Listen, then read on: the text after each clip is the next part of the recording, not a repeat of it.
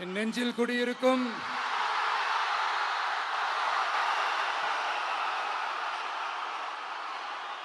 திருநெல்வேலி மக்கள் உங்கள் அனைவருக்கும் என்னுடைய வணக்கம். வணக்கம் வணக்கம் வணக்கம் வணக்கம். எல்லாரும் எப்படி இருக்கீங்க?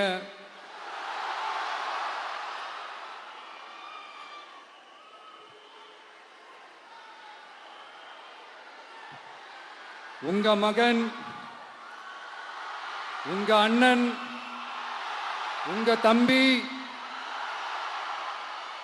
உங்க தோழன், உங்க நண்பன், உங்க விஜய் உங்களை தேடி வந்திருக்கிறேன். இந்நேரம் திமுக கையில அந்த முழு பவரும் இருந்திருந்தா, இந்நேரம் ஸ்டாலின் சார் கையில் அந்த முழு பவர் இருந்திருந்தா கண்டிப்பா இந்த நிகழ்ச்சி நடந்திருக்காது. ஏதாவது ஒரு முட்டுக்கட்டையை போட்டு நம்மளை வரவிடாம பண்ணியிருப்பார். ஆனா இப்பதான் அவர் ஒரு அதிகாரம் இல்லாத ஒரு முதல்வரா அப்படியே இருக்காருல்ல, ஒரு கேர்டேக்கர் கவர்மெண்ட் சொல்லுவாங்க இந்த பீரியட. அப்படி இருக்கிறதுனாலயோ என்னமோ கொஞ்சம் ஈஸியா வர முடிஞ்சதுன்னு நினைக்கிறேன். அது மாதிரி இந்த திமுக கவர்மெண்ட் நமக்கு எவ்வளவு பிரச்சனைகள், எவ்வளவு நெருக்கடிகள், எவ்வளவு அவதூறுகள், அவங்களையும் தாண்டி இன்னும் சில பேர் இன்னும் நிறைய அவதூறுகள் எல்லாமே பரப்புனாங்க.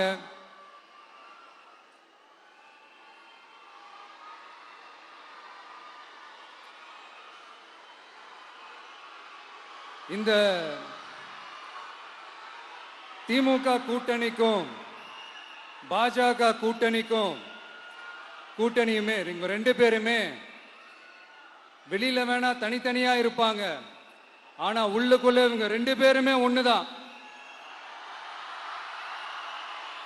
இவங்க ரெண்டு பேருக்குமே ஒரே நோக்கம்தான். அது என்ன நோக்கம் தெரியுமா? உங்களுக்காக நல்லது செய்ய, உங்களுக்காக உழைக்க, உங்களோட கூடவே நிக்க இந்த விஜய் வந்துடக்கூடாது. அதுதான் அவங்களுடைய அந்த நோக்கமே. ஏன்னா இந்த விஜய் வந்ததிலிருந்து அவங்க நிறைய இந்த ஊழல்லாம் செஞ்சுக்கிட்டு இருந்தாங்கல்ல, ஒரு லிஸ்ட் போட்டு சொன்னல, அதெல்லாம் அவங்களால செய்ய முடியாம போச்சு. எல்லாத்துலயும் மண்ணு விழுந்துருச்சு. அதனால செம்ம கோபத்தில் இருக்கிறாங்க என் மேல.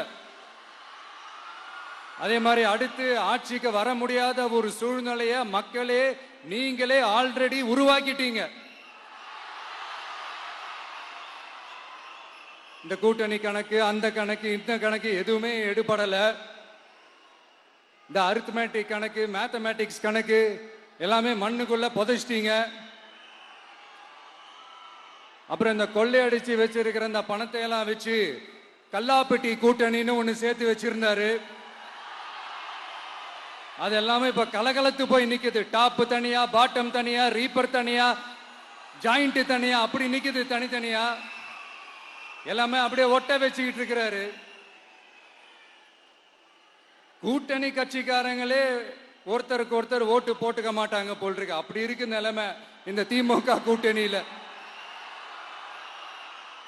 சரி, இவங்களுக்கு தான் இந்த நிலைமைன்னு பார்த்தா இந்த பாஜக தலைமையில் மற்றும் பலர் அவங்க நிலைமை இன்னும் மோசமா இருக்குது.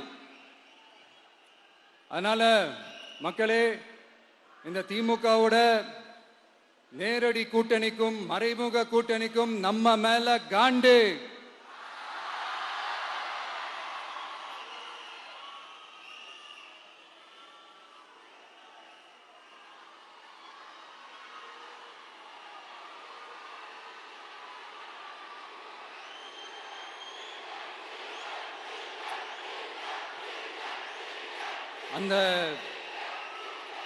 அந்த காண்டுக்கு ஒரு காரணம் என்ன தெரியுமா? அவங்க வீட்லயே, அவங்க குடும்பத்திலேயே விசில் சத்தம் பலமா கேக்குதான்.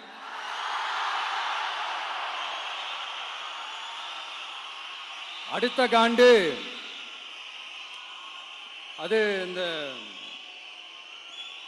சில சில பல கோடிகளை கொடுத்து நம்ம தமிழ்நாட்டு காங்கிரஸை பையில போட்டுக்கிட்டாங்க. யாரு? ஸ்டாலின் சார். ஆனா உண்மையான காங்கிரஸ் யாரு பக்கம் நிக்குது? நம்ம பக்கம் நிக்குது. சிறுபான்மை மக்களோட அந்த திமுக சாயம் வெளுத்து போச்சே. இந்த விஜய் என்னடானா மதச்சார்பற்ற கொள்கையோட உண்மையான ஒரு முகமா இருக்கிறானே. இந்த சிறுபான்மை மக்கள் வேற இந்த விஜய் பக்கம் தானே நிக்கிறாங்க அப்படின்ட்டு இந்த திமுகவுக்கும் பாஜகவுக்கும் என் மேல காண்டோ காண்டு. அதுக்காக நாம் என்ன செய்ய முடியும்? இந்த 33 வருஷமா ஒவ்வொரு வீட்டுக்குள்ளேயும் ஒவ்வொரு மனசுக்குள்ளேயும் போறதுக்கு நாம் பட்ட பாடு எனக்கு தானே தெரியும். அதனாலதான் நான் முன்னாடியே சொன்ன மாதிரி கட்சி ஆரம்பிச்சுட்டு ஒவ்வொரு வீட்டுக்குள்ளேயும் நான் போல, ஒவ்வொரு வீட்டுக்குள்ளேயும் போனதுக்கு அப்புறம் தான் கட்சியாவே ஆரம்பிச்சிருக்கிறேன்.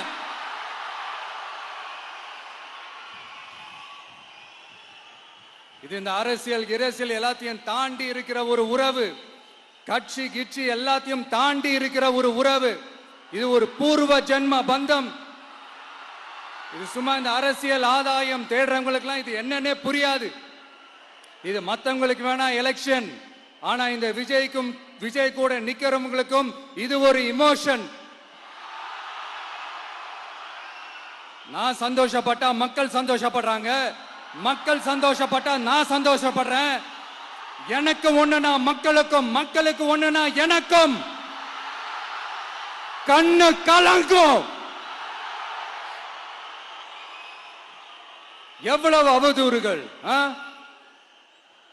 இந்த கரூர் விஷயத்தை பத்தி ஊருக்கே தெரியும். ஆனா போடு, விஜய் மேல பழிய போடு. என்னடா இவ்வளவு பெரிய ஒரு பழிய தூக்கி விஜய் மேல போட்டாலும் மக்கள் விஜய் கூடவே நிக்கிறாங்க. இது என்னடா அதிசயமா இருக்குது அப்படின்ட்டு அது ட்ரை பண்ணி பார்த்தாங்க. அது மக்கள் கிட்ட எடுபடல. சரி, அடுத்து வேற என்ன பண்ணலாம்? முடக்கு. ஜனநாயகனா முடக்கு. படத்தை முடக்கினா கொஞ்சம் பையன் கொஞ்சம் டிஸ்டர்ப் ஆயிடுவான். அதனால படத்தை முடக்கு. இது யாரு முடக்கினாங்கன்றது உங்களுக்கே தெரியும். அது நான் சொல்ல வேண்டிய அவசியம் உங்களுக்கு இல்லை. ஆனா இவன் படத்தை முடக்கினாலும் அவன் பாட்டுக்கு அதை கண்டுக்காம அவன் பாட்டுக்கு வேலையை பார்த்துட்டு போயிட்டே இருக்கான். அதுவும் எடுபடலை. சரி, அடுத்து வேற என்ன பண்ணலாம்? போடு, எஸ்ஓபின்னு ஒண்ணு போடு. விஜய்க்கு மட்டும் தனியா ரூல்ஸ், தனியா ரெகுலேஷன்ஸ், தனியா கண்டிஷன்ஸ் அவனுக்கு மட்டும் போடு. மற்ற கட்சிகள்லாம் விடு, விஜய்க்கு மட்டும் தனி கண்டிஷன்ஸ் போடு. அவன் வெளியவே வரக்கூடாது, மக்களை சந்திக்கவே கூடாது. என்னாச்சு? அதுவும் எடுபடல. சரி, அடுத்து வேற என்ன பண்ணலாம்? நம்மளை சுத்தி இருக்கிறவங்கள வச்சு, அதாவது இத்தனை வருஷமா வெயிட் பண்ணி இப்போ எலெக்ஷனுக்கு 30 நாளைக்கு முன்னாடி கரெக்டா அந்த டைம் பார்த்து ஒரு அவதூறு பரப்ப வேண்டியது. அது என்னன்னு உங்களுக்கே தெரியும். அதுவும் மக்கள் கிட்ட எடுபடல. அது மாதிரி எத்தனை சோதனைகள், எத்தனை வேதனைகள் நீங்க கொடுத்தாலும் இந்த திமுக நாளையோ இல்ல இந்த பாஜக நாளையோ இல்ல இந்த மற்ற பலர் நாளையோ இல்ல எந்த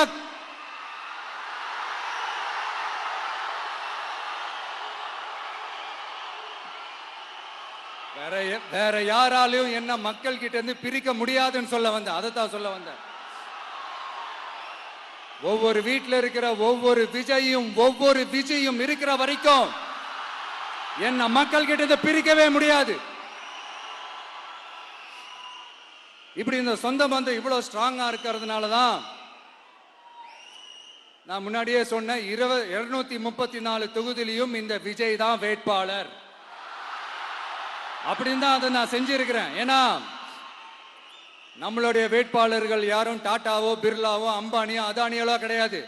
நம்ம வீட்டில் இருக்கிறவர், நம்ம குடும்பத்தில் இருக்கிற ஒருத்தரை தான் நான் வேட்பாளராக செலக்ட் பண்ணியிருக்கிறேன். அப்படி செலக்ட் பண்ணி தான் உங்ககிட்ட நான் ஒப்படைச்சிருக்கிறேன். அதனால அந்த வேட்பாளர் வேற, இந்த விஜய் வேற அப்படின்னு நினைச்சிடாதீங்க. இந்த விஜய் தான் வேட்பாளர், அந்த வேட்பாளர் தான் விஜய்.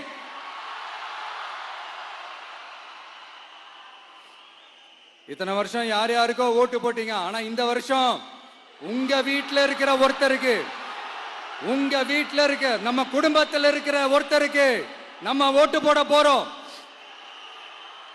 அந்த வேட்பாளர்களுக்கு நீங்க ஓட்டு போடுறது நமக்கு நாமளே ஓட்டு போட்டுக்கிற மாதிரி. அந்த வேட்பாளர் ஜெயிச்சா நாம ஜெயிச்ச மாதிரி. இப்படிப்பட்ட ஒரு எமோஷனலான ஒரு எலெக்ஷனை தமிழ்நாடு இல்ல, இந்தியாவே பார்த்திருக்காது. இது நீங்க எவ்ரி 5 இயர்ஸ் வர ஒரு எலெக்ஷன் மாதிரி இதை நினைச்சிடாதீங்க. இது வேற, இது ஒரு அதிசய எலெக்ஷன். 50 வருஷத்துக்கு ஒரு வாட்டி நடக்கிற ஒரு எலெக்ஷன் மாதிரி. அதனால அந்த சான்ஸை மிஸ் பண்ணிடாதீங்க மக்களே. ஒரு காமராஜர் தானா, ஒரு அண்ணா தானா, ஒரு எம்ஜிஆர் தானா நம்ம தமிழ்நாட்டுக்கு? அவங்கள மாதிரி வேற யாருமே வந்துட மாட்டாங்களா அப்படின்னு நீங்க ஏங்கினது எனக்கு தெரியும். அத மனசுல வச்சுக்கிட்டு தான் நம்ம டிவிக்கே வந்திருக்கிறோம். நம்ம டிவிக்கு யார் யார் மாதிரி எல்லாம் உழைக்கும் சொல்லவா? ஐயா முத்துராமலிங்க தேவர் மாதிரி, ஐயா வீரன் சுந்தரலிங்கம் மாதிரி, ஐயா வாவுசி மாதிரி, ஐயா அழகு முத்துக்கோன் மாதிரி, ஐயா கட்டபொம்மன் மாதிரி, ஐயா ஒண்டி வீரன் மாதிரி, ஐயா குரூஸ் பெர்னாண்டஸ் மாதிரி மாதிரி ஒட்டுமொத்த தமிழ்நாட்டு மண்ணுக்கும் உழைச்சுக்கிட்டே இருக்கும். இந்த எலெக்ஷன்ல நம்ம டிவிக்கு ஆட்சி அமைஞ்சா அது என்ன அமைஞ்சா அமைக்கிறோம். எப்படி அமைக்கிறோம்? நம்ம டிவிக்கு ஆட்சி அமைஞ்ச உடனே பெண்கள், இளைஞர்கள் எல்லாருமே நல்லா இருப்போம், நல்லா இருப்போம், நல்லா இருப்போம். விவசாயிகள், மீனவர்கள், உழைக்கிற மக்கள் எல்லாருமே நல்லா இருப்போம், நல்லா இருப்போம், நல்லா இருப்போம். இன்னும் பல வருஷத்துக்கு நம்மளுடைய குடும்பங்கள், நம்மளுடைய சந்ததிகள், நம்மளுடைய தலைமுறைகள் எல்லாருமே நல்லா இருப்போம், நல்லா இருப்போம், நல்லா இருப்போம். அதனாலதான் மீண்டும் மீண்டும் சொல்றேன், வேற யாருக்காவது ஓட்டு போட்டு உங்க ஓட்டை வேஸ்ட் பண்ணிடாதீங்க. அதனாலதான் பார்த்து பார்த்து உங்களுக்கான வாக்குறுதிகளை நாம அதை அறிவிச்சிட்டு இருக்கிறோம். சொல்லாதத, செய்ய முடியாததெல்லாம் சொல்லவே மாட்டோம். அதுல ரொம்ப உறுதியா இருக்கிறோம். சொல்லாததை செய்வோம், அது வேற விஷயம். ஆனா செய்யறத மட்டும் தான் சொல்லுவோம். யங்ஸ்டர்ஸ், விவசாயிகள், மீனவர்கள், இந்த மாதிரி பல திட்டங்கள் இருக்கு, எல்லாத்தையுமே நிறைவேற்றுவோம். இந்த விஜய் அதை சாத்தியமாக்கி காட்டுவான். இத நான் ஏன் இவ்வளவு ஸ்ட்ராங்கா சொல்றேன் அப்படின்னா, மக்கள் பணத்திலிருந்து ஒரு பைசா கூட தொட வேண்டிய அவசியமே எனக்கு இல்லை. உங்களுக்கு புரியுதுங்களா? உங்களுக்கு மக்களுக்கு தப்பே நடக்காது, தப்பே நடக்க விட மாட்டேன். இப்ப நான் சொன்னல, மக்கள் காசுல இருந்து ஒரு பைசா கூட தொட மாட்டேன்னு. அத இப்ப ஆண்டுகிட்டு இருக்கிறவங்க, இதுக்கு முன்னாடி ஆண்டவங்க தில்லா சொல்ல முடியுமா? என்னை எதிர்த்துட்டு இருக்கிறவங்களால தில்லா, கட்ஸா, கெத்தா இத சொல்ல முடியுமா? நீங்க ஒழுங்கா ஆட்சி நடத்திருந்தா பெண்கள் பாதுகாப்பு ஏன் இவ்வளவு மோசமா இருக்குது? இளைஞர்களுக்கு ஏன் வேலை வாய்ப்பு இல்லாம போச்சு? போதைப் பொருள் கலாச்சாரம் ஏன் அதிகமா இருக்கு? சட்டம் ஒழுங்கு ஏன் சரியா இல்ல? வன்முறை ஏன் தலைவரிச்சு ஆறுது? இதுக்கு உங்களால பதில் சொல்ல முடியுமா ஸ்டாலின் சார்? பதில் சொல்ல தகுதி இருக்கான்னு தான் கேட்டிருக்கணும். ஆனா கொஞ்சம் நாகரிகம் கருதி அப்படி வேணான்னு பாக்குறேன். 2.5 வயசு குழந்தைய துள்ள துடிக்க உங்க திமுக நிர்வாகி ஒருத்தன் கொன்னானே, அதுக்கு என்ன பதில் சொல்ல போறீங்க? விளாத்திக்குளம் பக்கத்துல +2 படிக்கிற ஒரு பொண்ணு டாய்லெட் வசதி சரியா இல்லாம ஒரு அவசரத்துக்கு காட்டு பக்கம் போய் ஒதுங்கினாங்களே, என்னாச்சு? இந்த உலகத்தை விட்டே போயிட்டாங்க. அதுக்கு என்ன பதில் சொல்ல போறீங்க? இந்த பிள்ளைங்களை உங்களால திருப்பி கொடுக்க முடியுமா சார்? 5 வருஷமா போலீஸ் டிபார்ட்மெண்ட்டை கையில வச்சுக்கிட்டு என்ன சார் பண்ணீங்க? பொம்மைகள் மாதிரி வச்சு விளையாடிட்டு இருந்தீங்களா? ஒரு மனசாட்சின்றது வேணாம். நாங்குநேரி பிரச்சனையை பத்தி பேசினா அது போதையில நடந்துச்சான், போதை பொருட்கள்னால அது நடந்துச்சான். பெரிய கண்டுபிடிப்பு எங்களுக்கு தெரியாது பாரு, அது எங்களுக்கும் தெரியும் உங்களுக்கு தெரியும். கேள்வி அது இல்ல, அதை ஏன் தடுக்கலன்றதுதான் எங்களுடைய கேள்வி. இது மட்டுமா? மணலை திருடுறாங்க, மண்ணை திருடுறாங்க, மலைகளை முழுங்குறாங்க, சட்டவிரோதமா கல்குவாரி நடத்துறாங்க, மணல் மாஃபியா அது ஒரு பக்கம் நடந்துகிட்டு போகுது. இன்னொரு பக்கம் மினிஸ்டர்ஸ் கொள்ளையடிக்கிறாங்க, இன்னொரு பக்கம் குடும்பமா சேர்ந்து கொள்ளையடிக்கிறாங்க. டாஸ்மாக்ல ஊழல், நகராட்சி துறையில ஊழல், இப்படி ஊழல் ஊழல், ஆட்சி முழுக்க ஊழல் ஊழல்லே ஊறி போய் நாரி போய் கிடக்குது. எந்த மூஞ்ச வச்சுக்கிட்டு சார் வந்து ஓட்ட கேட்பீங்க?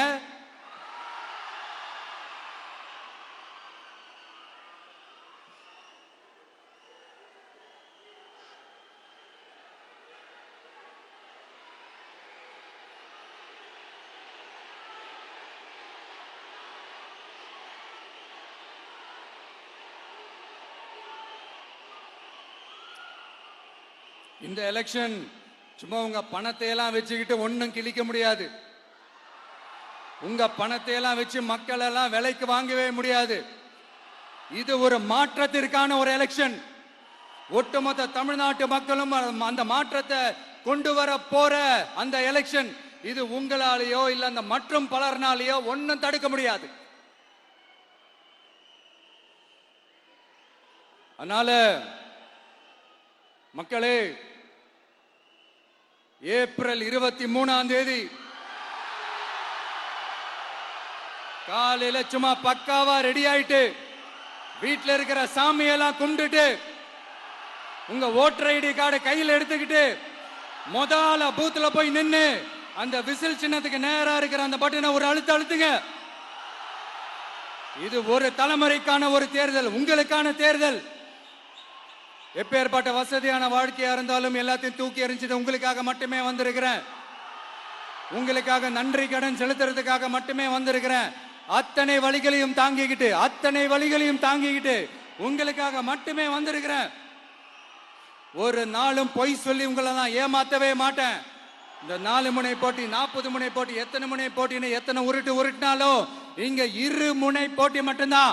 ஒண்ணு, இன்னொன்னு எஸ், ஒன்னு டிவிகே, இன்னொன்னு டிஎம்கே. மக்கள் விரோத ஆட்சி நடத்துற ஸ்டாலின் சார் வேணுமா? மக்களை நேசிக்கிற உங்க விஜய் வேணுமா? அவ்வளவுதான் இந்த எலெக்ஷன். அதனால உங்க மகனுக்கு, உங்க அண்ணனுக்கு, உங்க தம்பிக்கு, உங்க பிள்ளைக்கு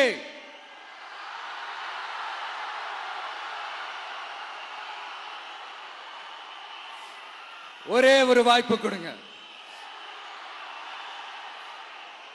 தயவு செஞ்சு விசில் சின்னத்துக்கு ஓட்டு போடுங்க. இது ஒரு விசில் புரட்சி தேர்தலா இருக்கணும்.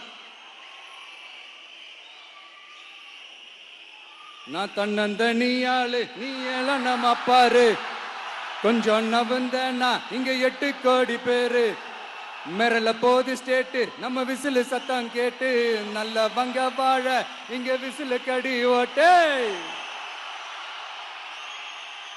கடைசி நம்பிக்கை மக்களை தேடி வருது, அதை இறுக்கி புடிச்சு ஒரு வரலாறு எழுது. உங்க விஜய், நான் வரேன். விசில் அடிக்க ரெடியா? கான்பிடண்டா இருங்க, நல்லதே நடக்கும், வெற்றி நிச்சயம். மீண்டும் சந்திக்கும் வரை நன்றி, வணக்கம்.